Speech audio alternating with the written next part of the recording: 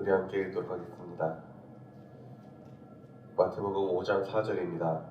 애통하는 자는 복이 있나니 그들이 위로를 받을 것이니요. 아멘. 애통한다라는 게 무슨 말일까요? 우리 쉽게 얘기하면은 슬퍼하는 자 이렇게 해도 괜찮을 것 같긴 합니다. 물론 여기서 애통한다라는 이 원어를 조금 찾아보면 어떤 개념이냐면 이미 닥쳐놓고, 그러니까 나를 위협하는 그 순간, 나를 고통스럽게 하는 순간이 막 닥쳤거나 아니면은 이게 막 닥치려는 게 눈에 보일 때 우리 어떤가요? 눈물이 나오죠. 그거를 이야기하는 겁니다. 그래서 슬퍼하는 자, 애통하는 자는 복이 있다고 합니다. 이상하죠.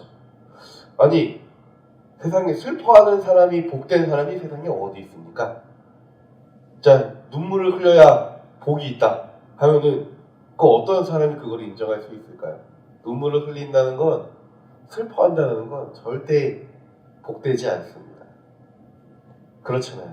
우리가 만약에 자녀를 위해 눈물을 흘린다 생각해 봅시다. 그게 복됩니까? 아니요. 슬퍼하는 거 복될 수가 없는 것 같습니다. 나의 고통 때문에 눈물을 흘립니다.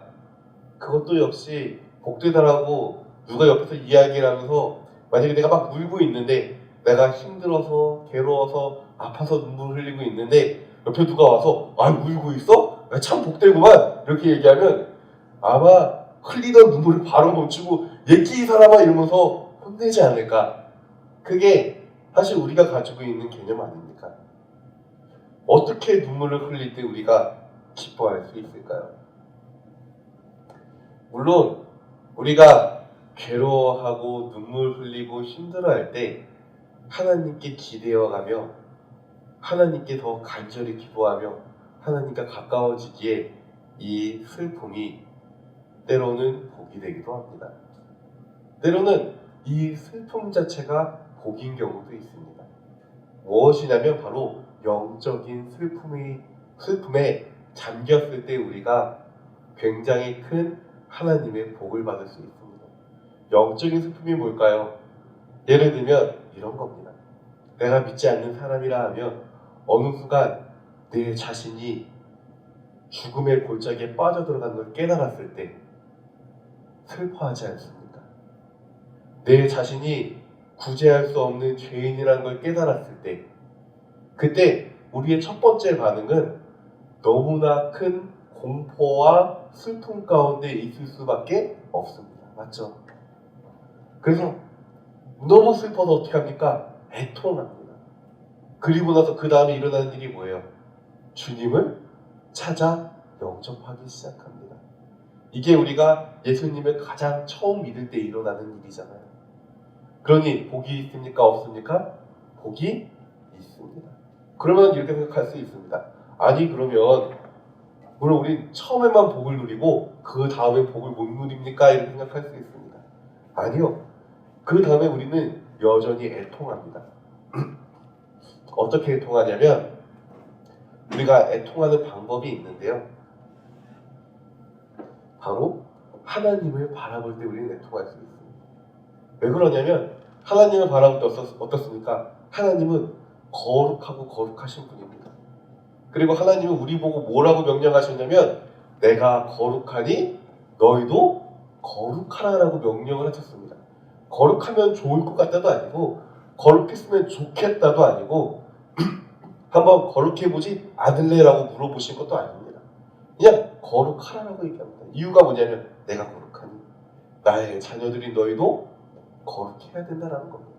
그럼 우리가 하나님을 바라볼 때 어떻습니까? 나의 거룩하지 않는 모습을 바라보게 되죠. 나의 연약함, 내가 아직도 버리지 못한 나의 죄악된 나의 부족함들을 바라보게 됩니다. 그때 우리는 어떻습니까? 또다시 눈물을 흘립니다. 그때 우리는 괴로워하며 애통합니다.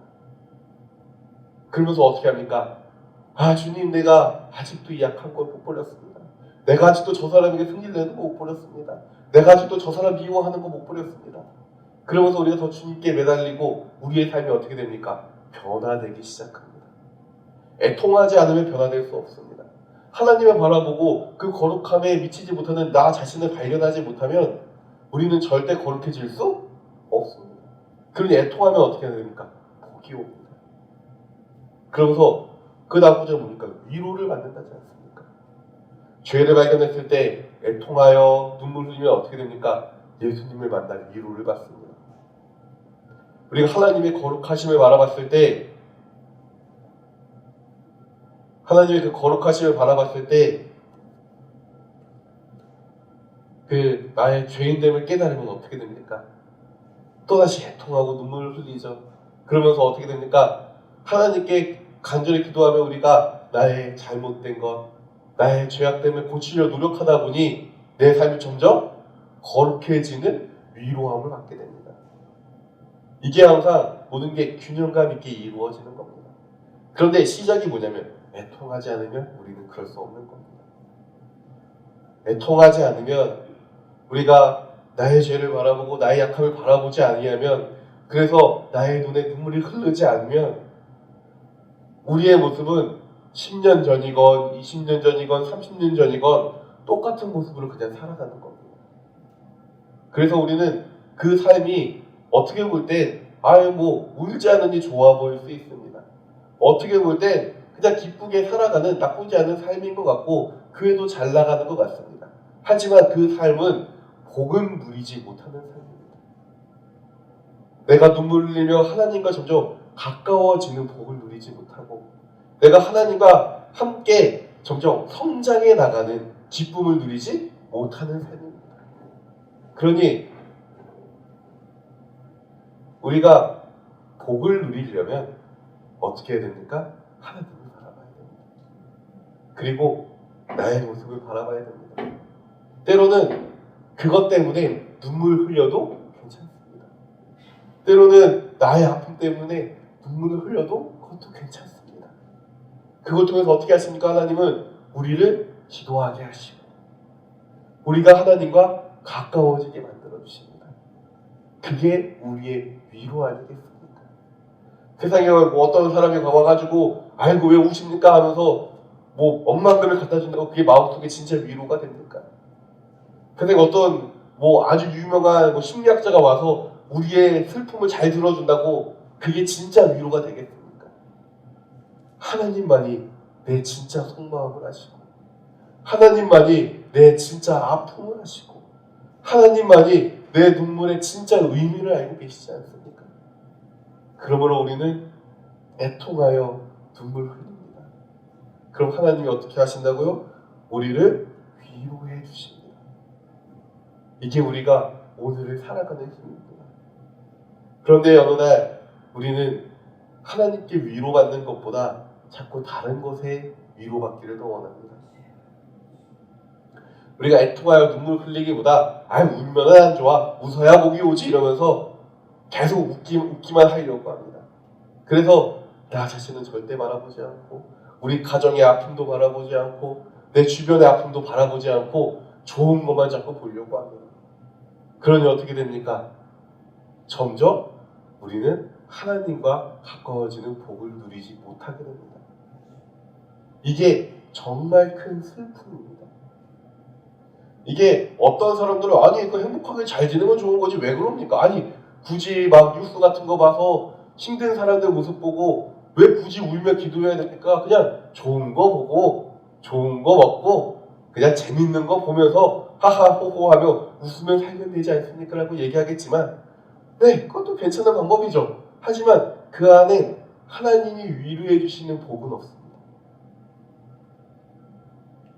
그 안에는 내가 처한 현실을 외면할 뿐이지 그거를 해결해 주시고 기적을 베풀어 주시는 하나님의 역사하심은 없습니다. 그러니까 우리는 때로는 정말 괴롭습니다. 때로는 내가 진짜 이걸 봐야 되나? 내가 진짜 이 사람 내가 진짜 신경 써야 되나? 내 마음이 너무 아픈데 내 마음이 너무 괴로운데 하며 외면하고 싶지만 우리는 어떻게 합니까? 하나님의 위로를 꿈꾸며 다시 한번 그 사람을 바라봅니다. 다시 한번 그 사람을 위하여 기도하고 다시 한번 나의 가정을 위해 기도하고 다시 한번 나의 자녀를 위해 기도합니다. 그게 때로는 나의 가슴이 찢어지듯이 아프지라도 때로는 그것이 나를 너무 괴롭게 하여 밤잠을 이루지 못하게 할지라도 하나님의 위로하심을 꿈꾸며 오늘도 우리는 애통하는 겁니다. 이게 애통하는 겁니다. 단순히 어디 가서 그냥 슬픈 장면 보고 울면 하나님 나에게 복을 주시려나 이게 아닙니다. 나의 가장 아픈 부분, 나의 심장을 가장 찌르는 그 나의 괴로운 부분들을 바라보고 또 바라보며 그 사람을 위해 기도하는 것, 그 나의 현실을 위해 기도하는 것, 나의 아픔을 위해 기도하는 것, 때로는 나의 죄악됨과 나의 무너짐과 나의 연약함을 위해 우리가 눈물 흘리며 기도할 때 하나님이 우리에게 위로라는 복과 기적을 주십니다. 그러니 이제 우리 외면하지 않았으면 좋겠습니다.